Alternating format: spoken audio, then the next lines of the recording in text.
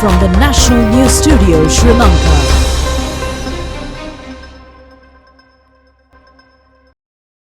Good evening, this is the National News Broadcast coming to you live from the Rupavahini studios. Bringing you your stories for today is Charita Minipura Arachi and I'm Shara Mascrinians. First, it's a look at the day's headlines. Asian champions receive a grand welcome. Government to rely on a domestic mechanism over the UNHRC recommendations. $100 million allocated for the purchasing of essential medicines. Litrogas chairman dismisses allegations on the misuse of the World Bank funds in gas purchasing as baseless. September 19 declared as government holiday. On to those and other stories in detail now, and starting off with the top local story. Winners of the Asia Cricket Championship and Asia Netball Championship arrived in the country this morning. Sri Lanka cricket team who clinched the Asia Cup trophy against Pakistan arrived at 4 a.m. this morning. The team was welcomed by the Sri Lanka cricket officials and fans.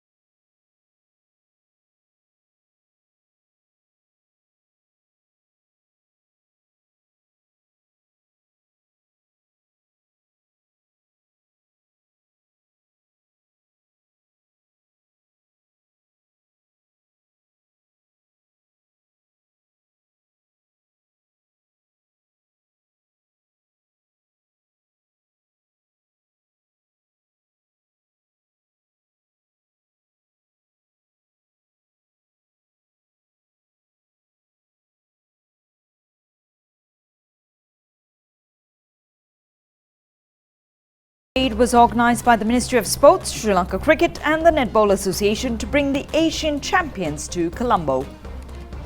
A large gathering of spectators was seen beside the Colombo-Negombo main road and until Independence Square. The multi-sector mechanism to empower rural economic revitalization centers to ensure food security and nutrition was initiated today. The mechanism was initiated under the patronage of President Ranil Wickremesinghe. The relevant mechanism has been implemented through 7 committees, while the National Food Security and Nutrition Council will function under the chairmanship of the President. The vision of the food security program of the government is to ensure every citizen has access to enough food at a reasonable price to lead an attractive and active and healthy life at any given situation of the country. The government has initiated the program with the view of achieving dual objectives of ensuring that no citizen of the country should starve due to lack of food and no child should be a victim of malnutrition.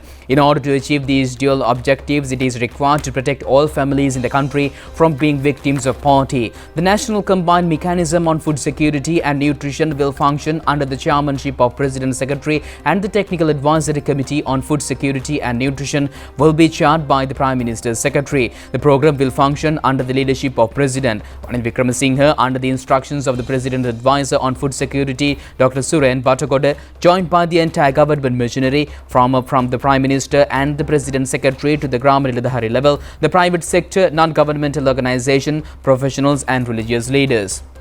Currently, steps have been taken to import relevant fertilizer required for the production of wheat and maize in the Maha season under the World Bank, Asian Development Bank and Indian Credit Line, and to import fertilizer required for the production and other crops, food crops, with the contribution of the private sector. The government has already stated that the mechanism to supply the chemical fertilizer, organic fertilizer, agrochemicals and seeds to the farmers through the market at right time to measure and make the 2022 season a success. The government's concept of fertilization is planned to be popularized in plantations, thereby increasing the production and the productivity.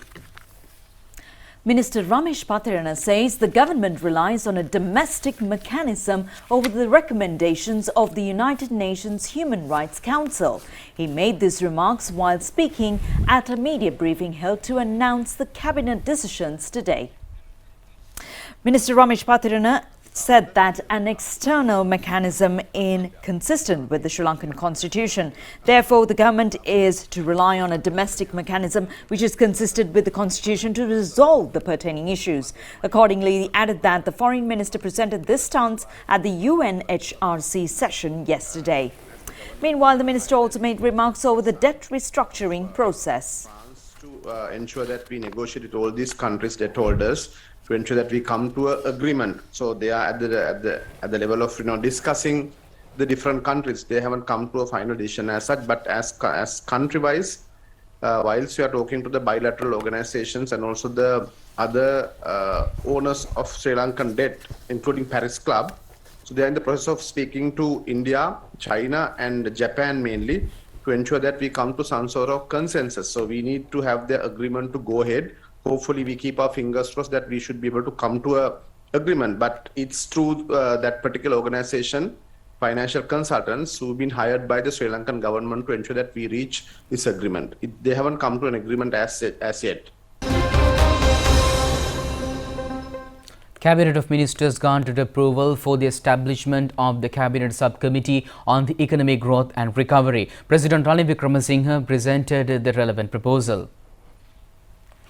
The President will chair the committee while other 5 ministers of the Cabinet, including the Prime Minister, will be appointed as members of the committee. The Cabinet Subcommittee on Economic Growth and Revival has been tasked with the responsibility to render the strategic guidance required for national economic management activities.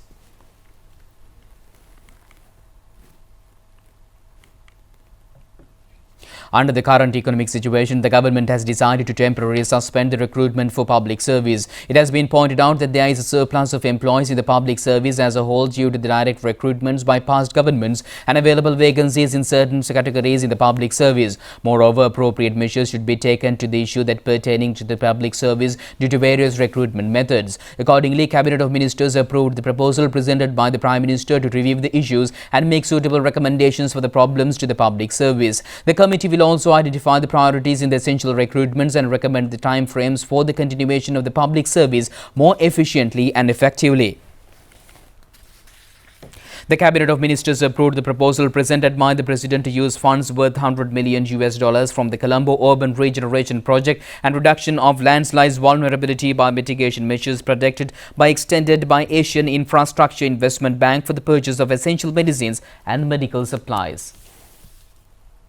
Litrogas company says that legal action will be taken against individuals who allege that the funds received from the World Bank have not been used in accordance with the relevant specifications. The company made these remarks during a media briefing held to respond to the allegations made on social media platforms over the misuse of loan assistance obtained from the World Bank. Chairman of the Litrogas company, Mudita Piri, said that they took part in the meetings with the COPE committee and assured through evidence over the purchasing processes. He said that the crisis pertaining to the domestic gas shortage was resolved due to the responsibility taken by them ensuring the continuous distribution of domestic gas across the country. He reiterated that they will continue to fulfill this responsibility as pledged before.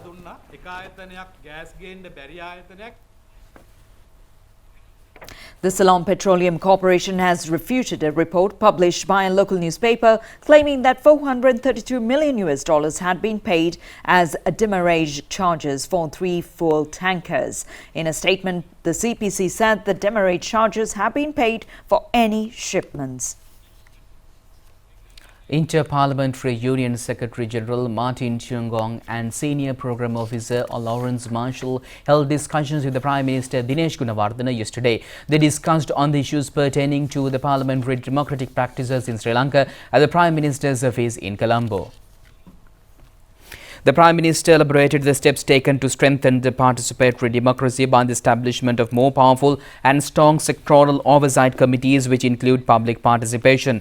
He also expressed satisfaction over the agreement reached on the formation of the National Council with the participation of all political parties to the House for the purpose of policy guidelines, guidance and prioritization of matters of national interest. He also told the IPU delegation that Sri Lanka parliamentary debates are open on live television as it is important to keep the public informed of the activities of the Parliament. The IPU Secretary General informed and commended the efforts made by the government in responding the needs and demands of the people. The Secretary General of the InterParliamentary Union, Martin Chungong, and Senior Programme Officer of Lawrence Marshall paid a courtesy call on Speaker Mahindya Pabewardena. The Speaker highlighted the IPU Secretary General the need of forming an all-party government and briefed the electoral reforms and the 22nd Amendment during the discussion.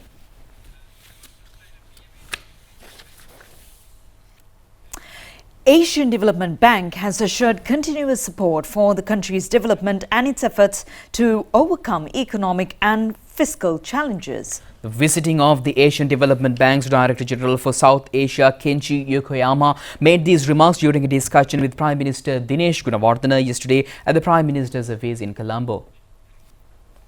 Prime Minister briefed him on the steps taken by the government to revive the economy and requested to extend support to the programs aimed at protecting the vulnerable groups of the society and rural agriculture development plans to increase the production and increase exports of surplus. ADB Director General Yokoyama said that $200 million worth emergency assistance loan and a $3 million grant from the Japan Fund for Prosperous and Resilient Asia and the Pacific ensure the access to food and protect livelihoods for the poor and the vulnerable, especially women and children.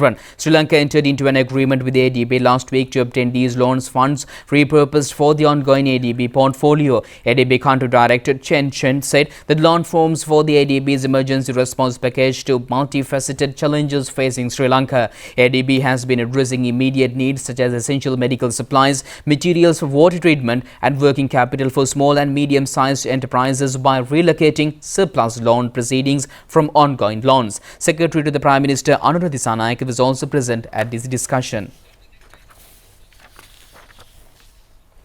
And meanwhile, a special workshop on new technologies related to the thoracic surgeries was held with the participation of several international reputed surgeons recently. A special procedure was conducted at the National Hospital for Respiratory Diseases in Valisara to introduce latest methodologies related to the thoracic surgeries. Dr. Thiago Gonzalez Rivas conducted trainings for Sri Lankan surgeons. Thoracic surgeon Dr. Sumana Handagala was also present at this occasion.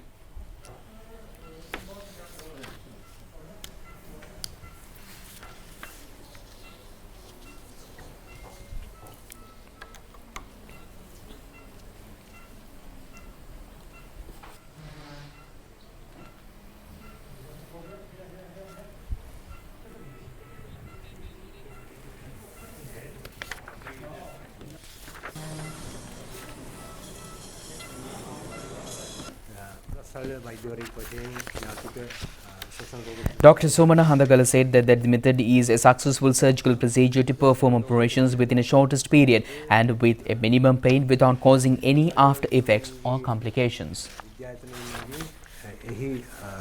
වාර්ෂික සම්මන්ත්‍රණයට පෙරහුරුවක් වශයෙන් පවතින වැඩමුළුවක් අන්තර්ජාතික ශල්‍ය වෛද්‍යවරුන්ගේ මැදිහත් වීමෙන් අපි මෙහිදී සිදු කරනු ලැබුවා.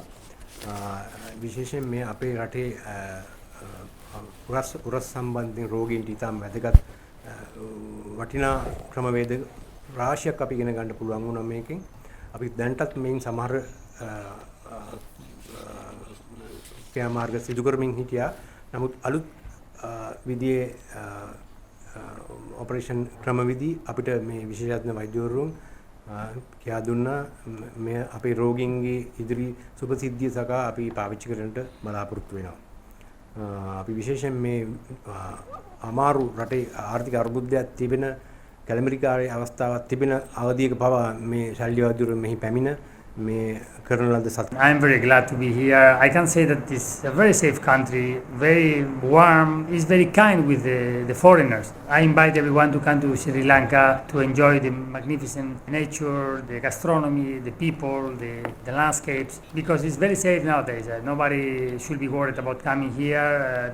The country is very stable now. Despite the economic crisis that is happening, it's improving, and I hope very soon a lot of foreigners will come again as in the past. I know this has been a difficult time, but I must tell you this country is safe and a very beautiful country to visit, and I request everyone who has had Sri Lanka in their bucket list to come and visit the country.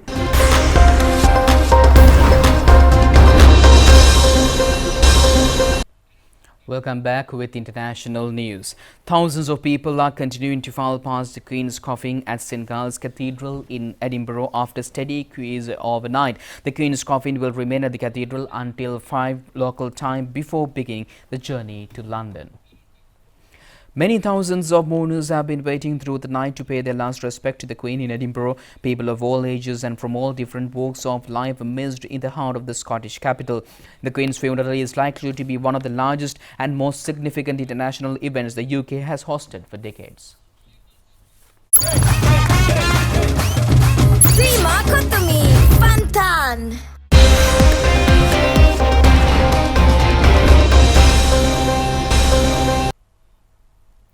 On to sports news now. Sri Lanka legends facing their second match against England legends, which is now taking place in the Road to Safety World Legend Series. Meanwhile, South Africa legends team secured a win in the match played against New Zealand yesterday. The series is currently taking place in India. Batting first, New Zealand legends managed to score 99 runs for the loss of 8 wickets in their innings. South Africa legends were able to chase down the target of 13 over their innings while losing only 1 wicket. The match between Sri Lanka legends and England legends is live telecasting on ChannelEye. Don't miss the action. It's all happening on ChannelEye. With that, we wrap up the news for tonight. Thanks a lot for joining us. Good night. Good night.